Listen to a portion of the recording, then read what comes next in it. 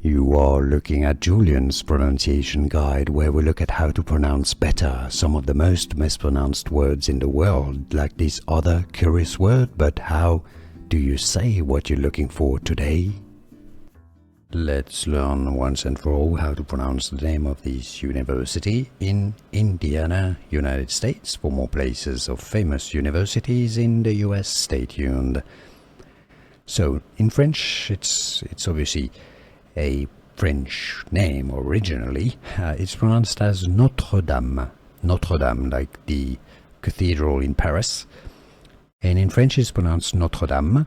Therefore in English it should be said as Notre Dame, right? Notre Dame, as in Notre Dame of Paris. But the Americans, the name of this university is pronounced as Notre Dame. Notre? So it's essentially like it was spelled N-O-D-E-R, Notre, rather than Notre. Notre Dame, and not Dame, but Dame. Notre Dame University in Indiana. And now you know.